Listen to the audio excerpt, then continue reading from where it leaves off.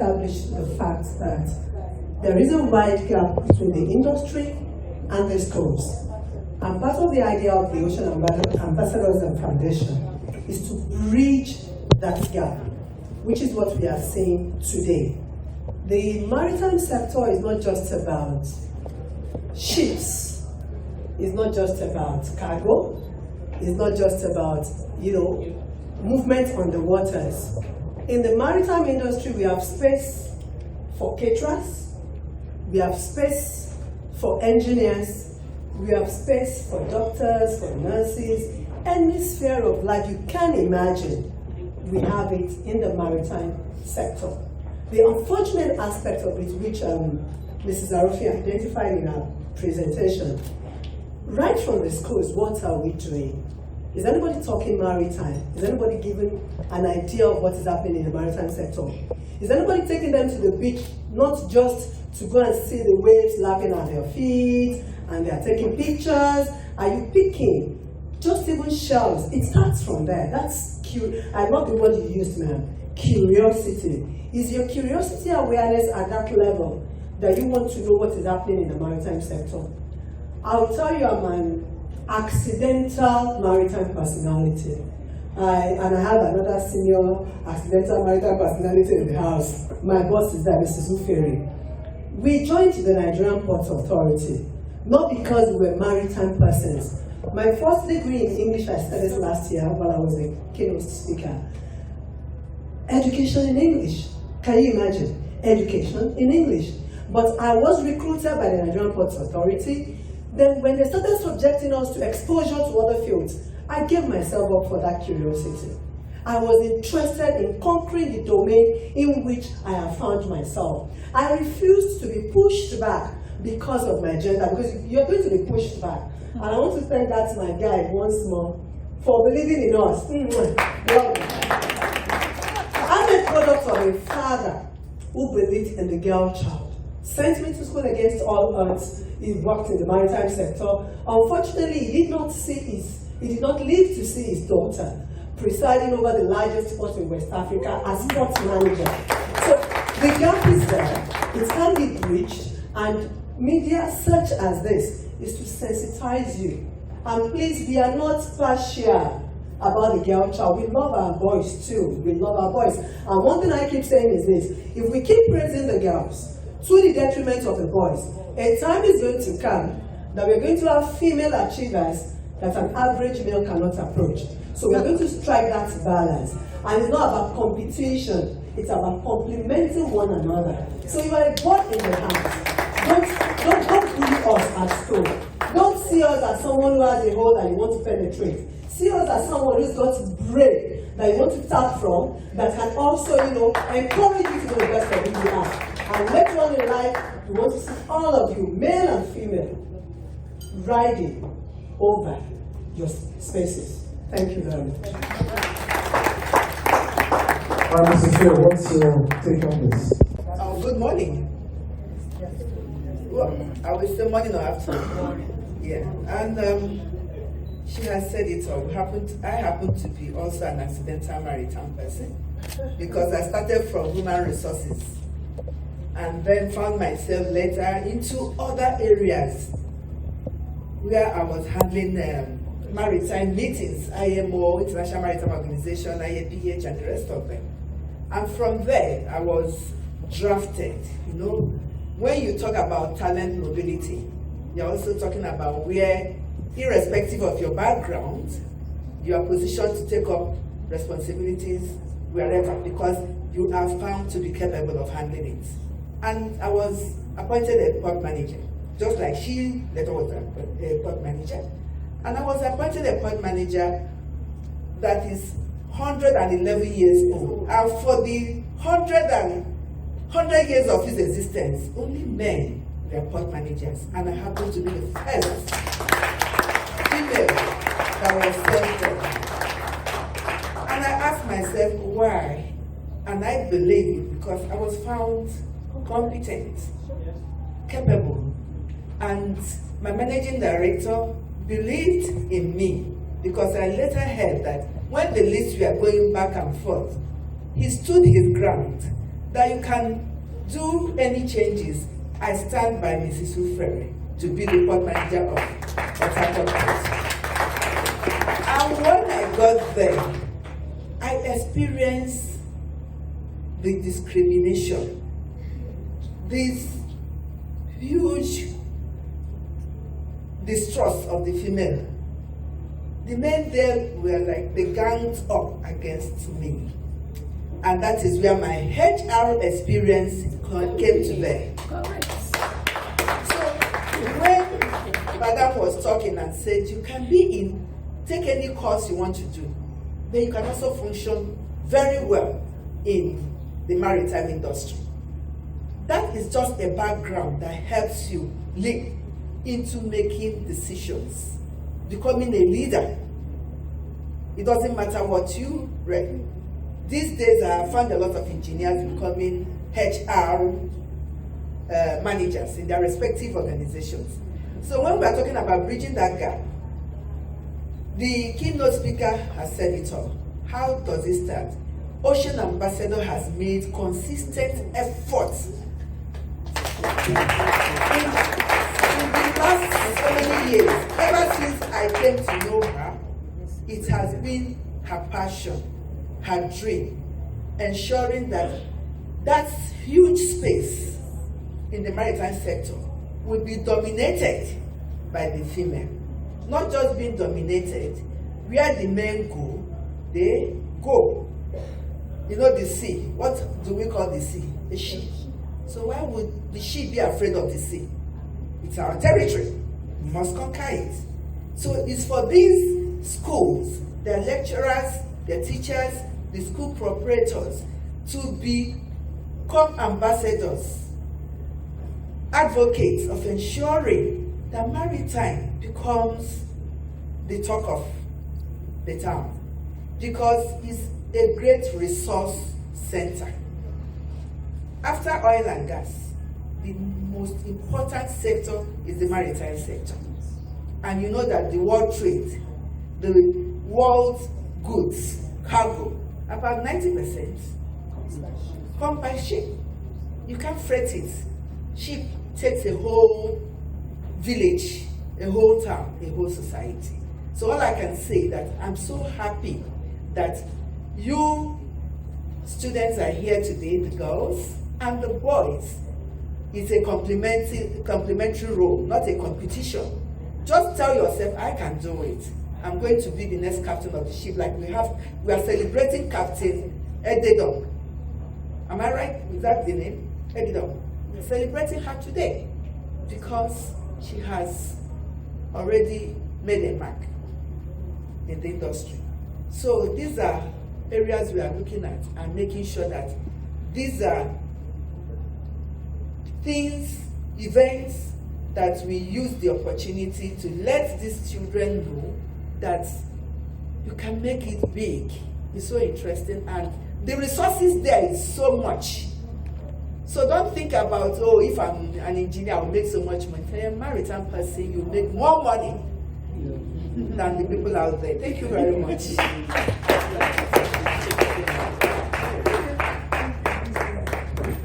I think we're not competition, but the complementary. What I believe that we can, inculcate this culture in our children. As we can, I feel the fact that, the educators, the government, the investors, try to inculcate in their curriculum. It's good. But we are not talking about what is the role of parents, the father and the mother at home. For me, I told, it's as simple as, evaluate management. I told my children that, look, anytime you take street, you skill, all those rappers, those children, because they go into the drain, go to the water bodies. So we, as parents, as guardians, can also, in a little way, let them know the importance and the reason why they should do this or not do that.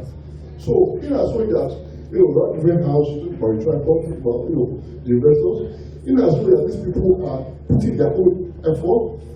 I'm trying to say, it's not all parents, it's not all schools that have this to schools, I do that. But in a little way that you have the knowledge, you can pass it on to them so that they build that interest, and with time, when they are exposed to this kind of forum, they expand, their knowledge or their experience will widen in that direction. Thank you. The challenges are very minimal. And just like most of all have said that this is a new area, that we are just trying to educate the young ones, especially the girls. All we need to do is more emphasis on what they can get from this sector. Not only the girls, like Mr. Lowu said, we need to complement both the boys and the girls, so that it won't be like promoting the girls to the detriment of the boys. So all of them matters to us. But then from the school, the challenges are, the last speaker said, we have a lot of challenges from the parents. The parents have a mind of, I want my daughter, even at this century, I want my child to read this. I want my daughter to be a lawyer. I want my son to be a doctor, a marine lawyer, and whatsoever. But with more enlightenment, like this program that Honorable Lighton organized, I will, maybe for subsequent one, you invite a lot of parents to be here, so that it will be like an eye-opener for them, that apart from the regular career that we have more that can be benefits to their wards. So that's my first advice. And even to the schools, some of our educators, some of our teachers, we need to change the orientation again. We need to change the orientation. You can be good in this. All we need to do is just to encourage. You know the skill and the capability of each of your learners, and you try to encourage them along that line. Not because I am a geography teacher and I have to enforce that geography on you, no. But I have to look at you and know the skill that you are interested, your potential in other areas, and like an educator, you try to encourage them along that line. Then finally, to a lot of school owners, a lot of things have been said about it. We need to look at our curriculum. I was just discussing with Mr. Akinleye.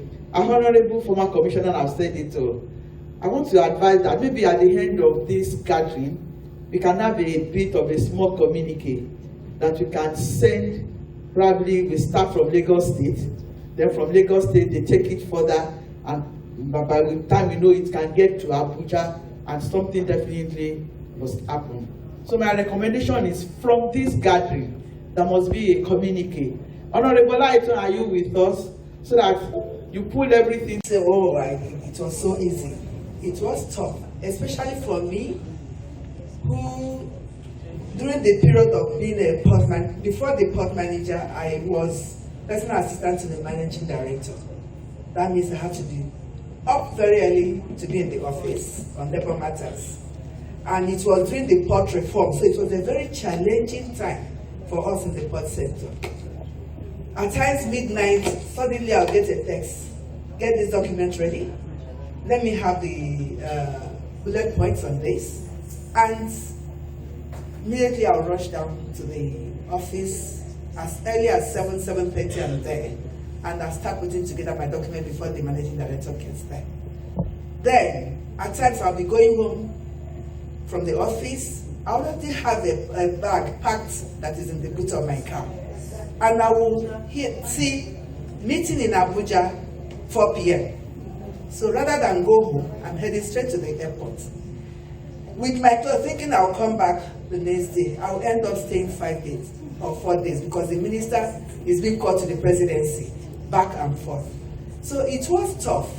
But one thing I was lucky was that my children, I got them to understand the kind of work I'm doing.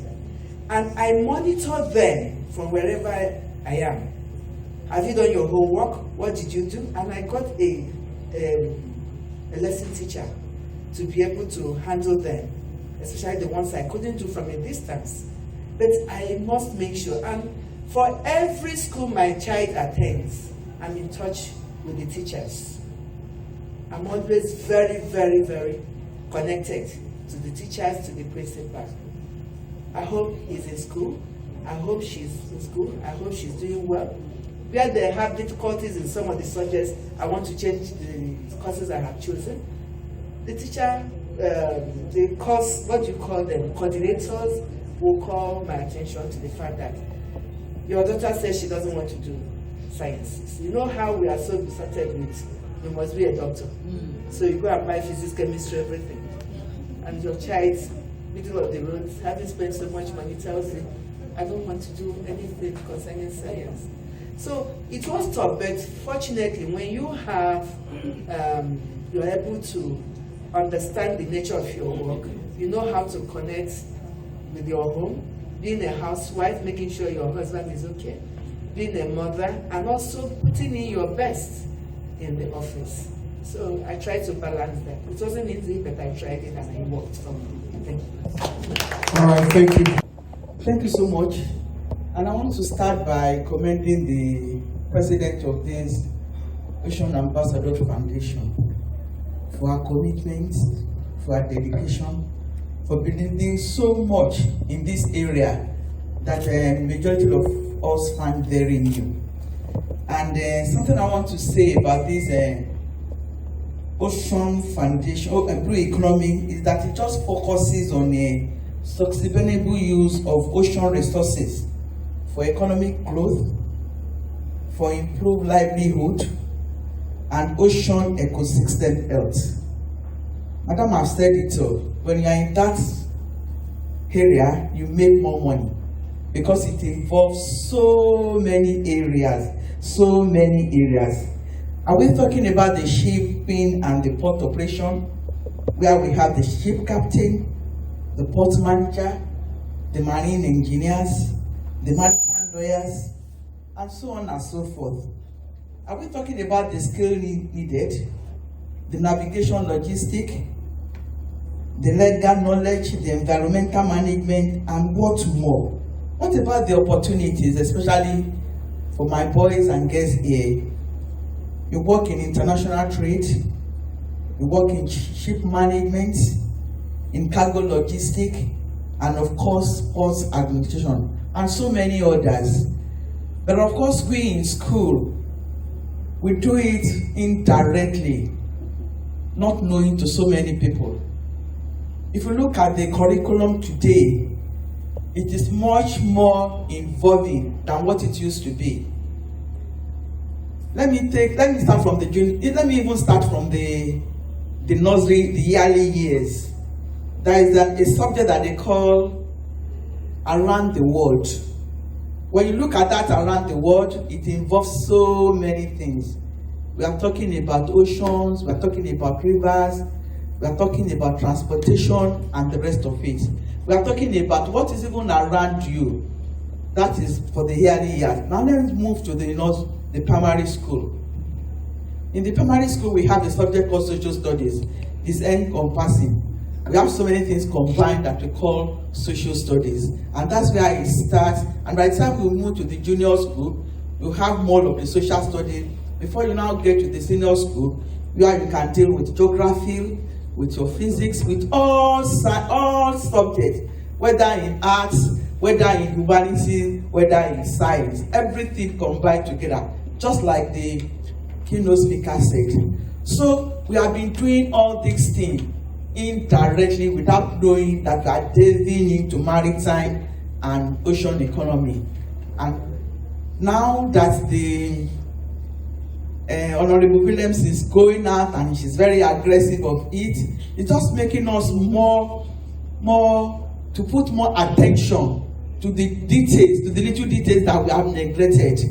It's not all about, I'm good in geography, so I have to go and read ocean or marine, economic or whatever, but just like the exciting and the curiosity there, I think that is what is important. And I want to assure my boys and girls, if you pay more attention, there are a lot of opportunities for you there. Forget the old tradition.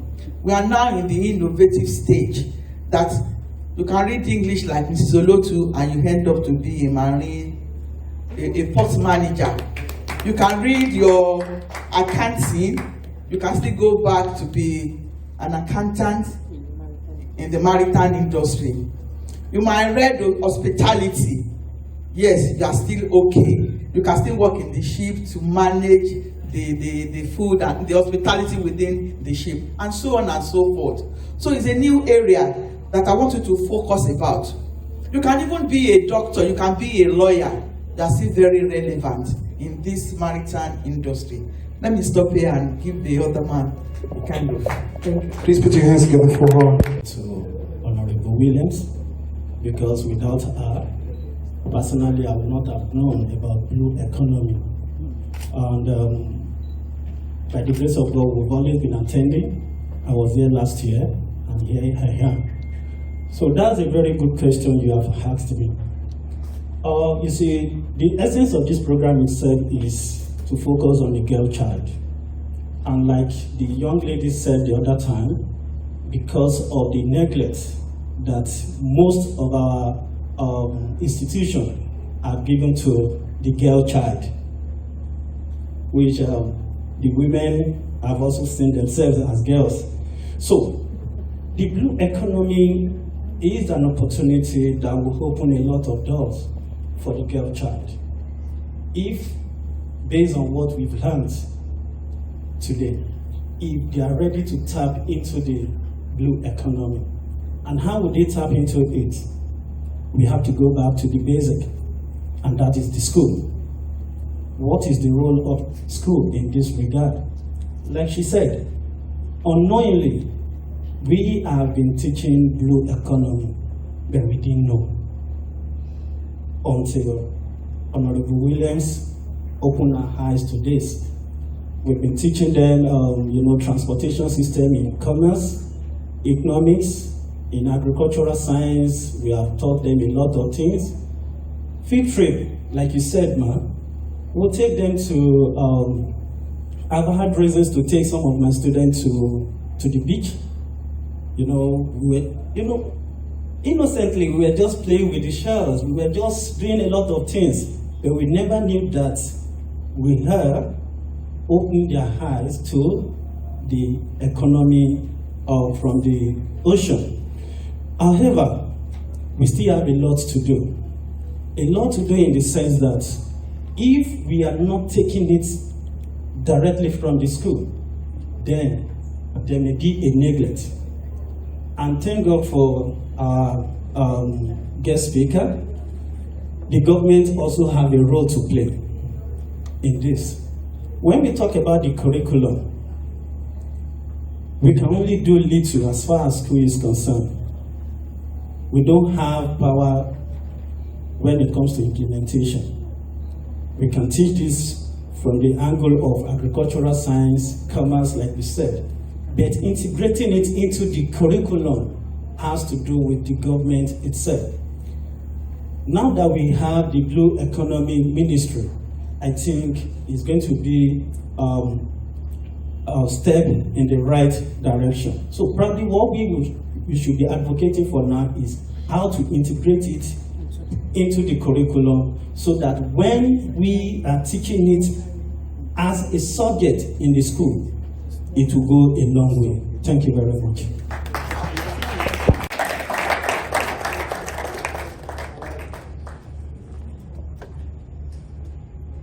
Some of the relevant topics or some of the key areas into the present curriculum with the government.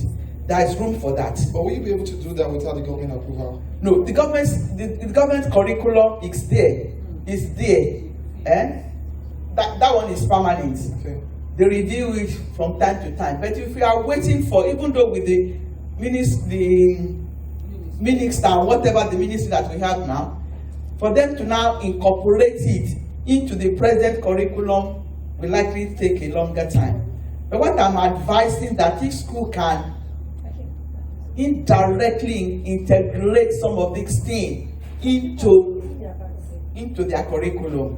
There is room for co-curricular activities. So if you call it extracurricular activities, you can take one and do it as co-curricular activities. You are allowed. You are allowed to do that.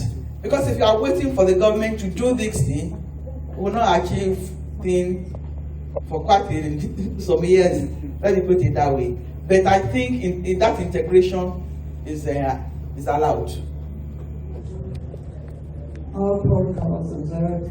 I'm Dr. Michelle Foucault. I do have a study center in Acadia, and what I need everyone to know, I'm a part of the stakeholder because I'm happily married to all of you, 400 million in-laws.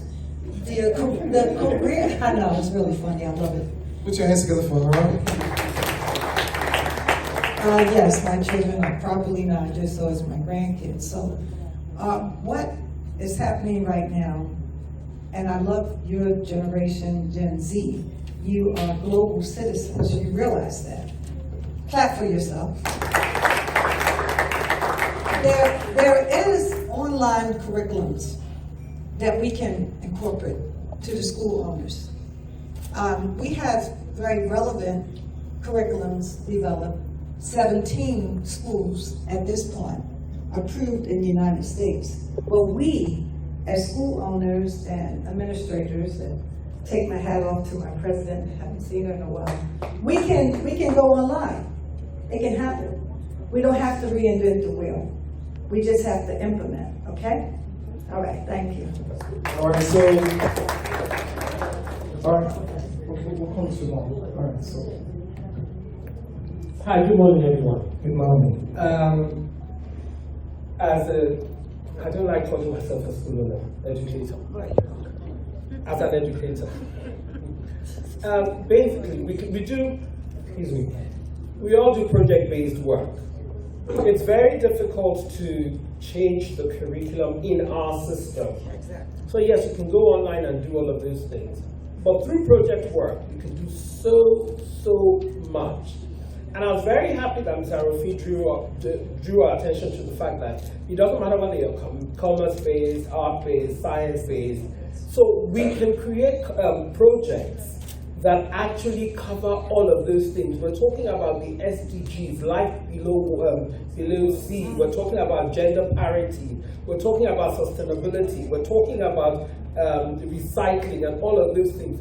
So we can bring them into a project, because in schools, we always have projects. Exactly. So it's just for us as educators to get to the point where we realize the importance and bring it into whatever project, or determine that we will do some project that will bring those things in, because the ocean is so important to our very existence. And the longer we ignore it, the worse it becomes, and the greater the threat long-term to our lives. But before I go on, let me congratulate Ms. Lighton Williams. She's been my person. I've known her for like ever. We're in secondary school together, and I was a school mother. So let me congratulate her for this. Yeah, she's been doing this, passionate about it. Last year I was here, and I saw what she did. I was one of those that declared the online quiz competition opened, and I'm happy to have done it, and I'm happy to be here again. I want to also appreciate my school proprietors. When I was Commissioner for Education, we had a very good working relationship. That was when Fashola was governor. I thank you for what you're doing. Like you knew and you know, the state government cannot do it alone. So you'll be very impactful. We appreciate you. God will continue to enable you. As you touch the lives of those children, you'll continue to make progress, and your school will progress as well. So we're here today to talk about the Ocean Ambassador. First of all, I want to say, like the Darling Sister Adiola has said, I feel this is the way to go.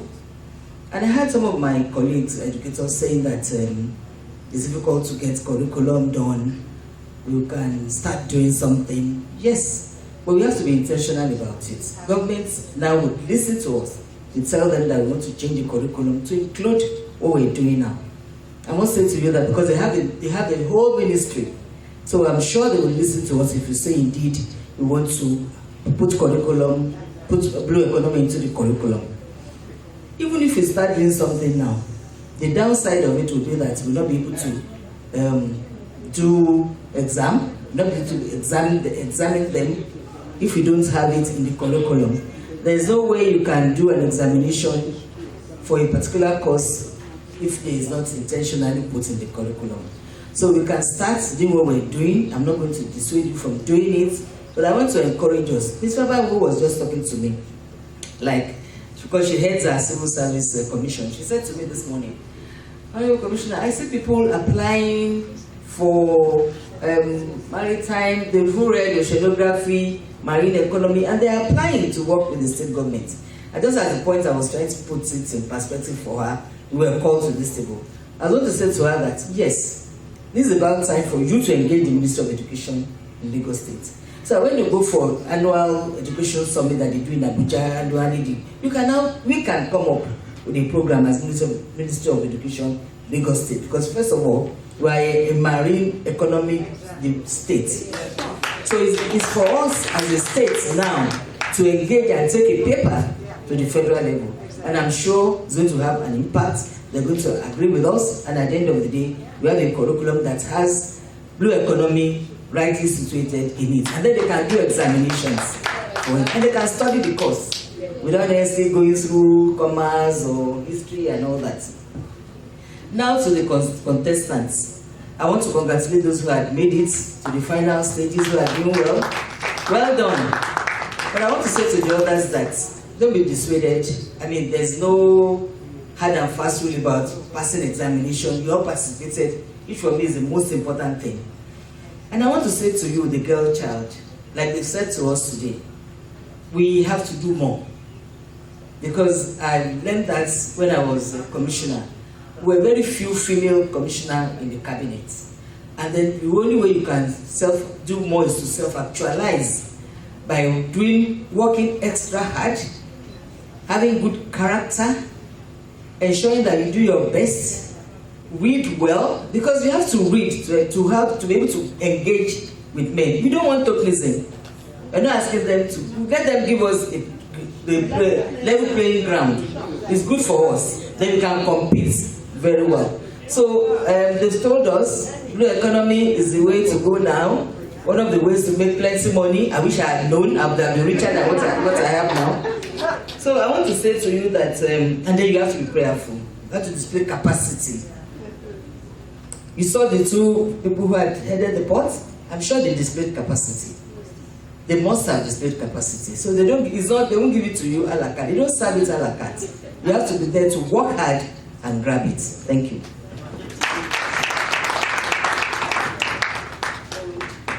Further to my dear sister's contribution, I would also like to say that we have to push the needle further.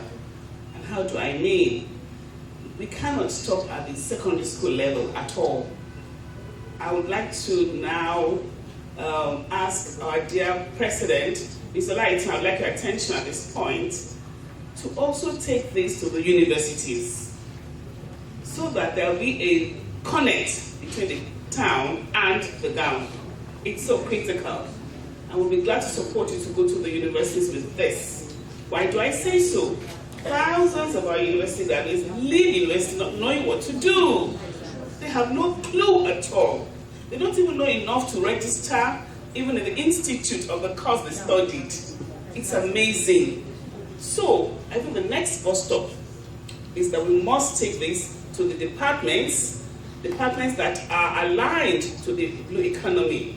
The biology departments, zoology, maritime, geography. So they begin to understand and know. People they just go around saying they're jobless, there's no job. You know, unfortunately, they haven't even found out what are the opportunities that are available. So we can't stop at this level at all. At all. And I don't see enough about public schools here also. We've got to also engage our public schools in Lagos State and in Nigeria. Thirdly, I think it's also important that we not only talk to the employers themselves in this industry. I have tried to Google to find out what the Employers Association in Maritime, and what I see they do is about talking about union, about work conditions and all of that. They should be concerned because the people are their stock, STOCK. So the employers themselves should show interest in this because they need the people to work for them. Thank you very much.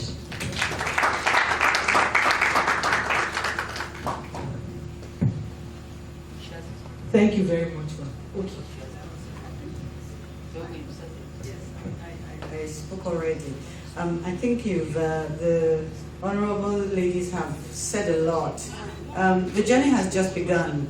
I just want to commend Honorable Violet Williams for her unstoppable spirit. When I met her earlier this year, I was just blown away by the passion, and it continues to grow strong. Please, just continue with your crusade. Just keep going.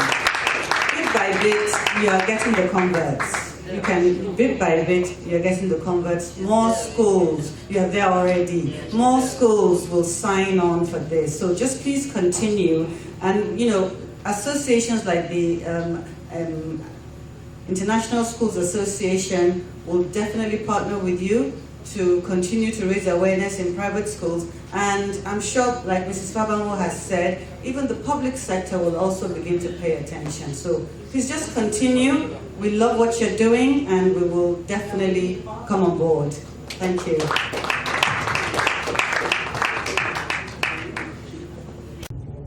Thank you very much. My seniors, Lagos State is actively present. In fact, when we started the COVID 5 years ago, it was Lagos State that came first out of 3,000 plus, almost 4,000 students nationwide. Lagos State has always partnered with us, especially District 3. That is why today we're recognizing Lagos State District 3. The Tutor General is being represented there. But we have District 5, they do, but the enlightenment isn't there. And you see, another thing I have discovered is that the onus lies on the Tutor General of each district. District 3, when Dr. Ayodele was there, she was fantastic. And it was during COVID. She was the one sponsoring, buying data for these children, and they were doing it so competitively like WAEC. And that year we had 6 students from District 3. First, third, one of them today, Fawaz, is a graduate of School of Oceanography. I got sponsorship from NPA, Nigerian Ports Authority. And another one, Lydia, she's studying marine insurance now. She's a District 3 student. I got scholarship from her too. So the Lagos State, I really don't know. The districts are trying, they're trying. But you see, they're handicapped also. There's a limit to what they can do. For the school owners, they're really trying. Mind Builders, Honeyland, Methodist Girls, all the schools here today, Yabate, I'm sure if you go through the brochure, you will see that when we started about 9 years ago, we had a quiz. The first one, that was the analog in King's College. And Yaba College of Tech, they were amongst the students we took to Ghana. So, and they're still with us. The awareness is there. It's just that we need school owners to do more. Because if school owners, there is no how you can talk about school owners and you will not talk about the government. They work hand in hand. That was why earlier on, when I mentioned about the tripod theory, they are the two base lines. They have to come together. If the policymakers are up there, it trickles down, but it trickles down to the base, that is the sustainability and succession planning through the investors. Who are the investors? The schools, the government. So another thing I want to say is that I challenged schools last year about maritime tourism. The moment schools like APEN, ISEC, they come together and they learn about the value-added chain of coconuts, for example, for tourism. You can have a beach. Instead of you going to South Africa or even Ghana, invest in our beaches. And you will see that hospitality along our coastline will be thriving. We can have maritime tourism. We will have maritime transportation The students will learn to know how to build boats for tourism, boats for transportation.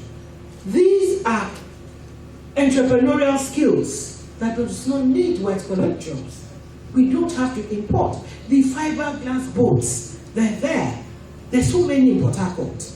So we need our students. Not all of them must be a nautical scientist. Not all of them must be a maritime lawyer. The arts are there for them to explore. Thrice now we've invited Lagos State Coconut Ministry of Agri, but they have this coconut department. They've come and they've actually added value to the students. They do practicals. And last year, 2 years ago, when we had What is Fisheries and Aquaculture, it was sponsored by Lagos State Ministry of Agriculture with Honorable Bisola Obusoya. She was the one that sponsored that particular School to Sea program. And we need more of that.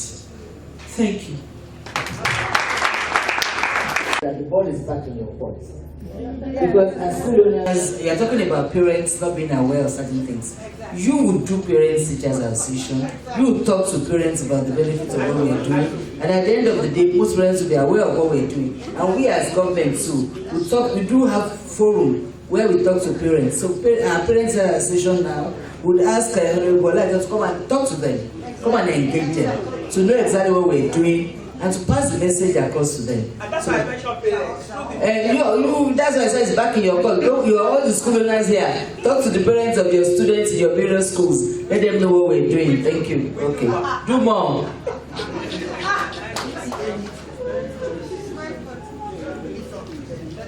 Thank you.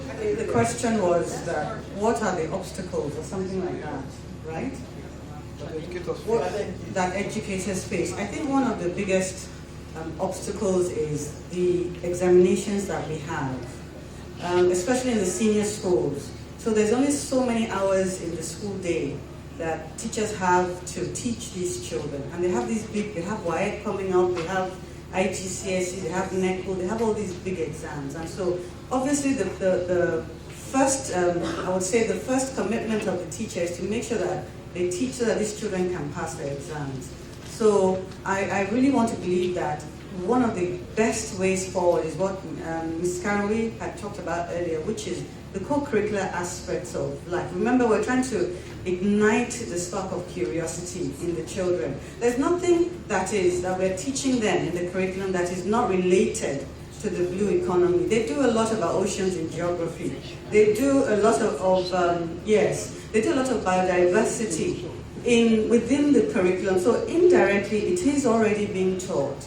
So we just have to find a way to make it more practical for the children, how they can link the theory of it to the blue economy. And I think the magic there is what they do in their co-curricular life, those field trips, those projects, the project-based learning. So what they're learning in economics, they can apply it to the ocean, what they're learning in geography and biology. So I think, like Madam said, the ball is in the court of the schools and the teachers and the school owners to be creative with how we present this curriculum to the students and ignite that curiosity in them that will make them want to pursue the career in the blue economy. Thank you. Please put your hands up on All right, the question I want to ask is Oferi, sorry. How did you balance family and career in the blue economy?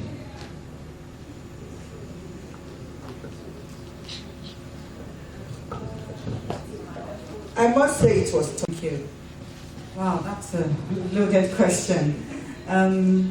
There's a lot of key takeaways for me personally. The importance of the blue economy for the future of this nation, the importance of empowering the girl child. I love the message to the girls. You have to believe in yourselves. You have to be ambitious. And you have to know that whatever the boys can do, you can do as well. But it's not about competition. It's about complementing. So continue to develop your interest in the blue economy. For those of us who are educators, we have to open up these opportunities to our students. And for the parents in the house, I do appreciate that there are a few parents in the house. We appreciate you. It's not often that parents will go out of their way to attend functions like this. So as a school leader myself, thank you. I've learned a lot, so I will be promoting it in my school, and I'm sure that those of you who are educators will be doing the same. So let's pay close attention to the blue economy. Let's join this campaign to do right by these natural gifts that God has given us in Nigeria. Thank you. Please put your hands together for yourselves one more time.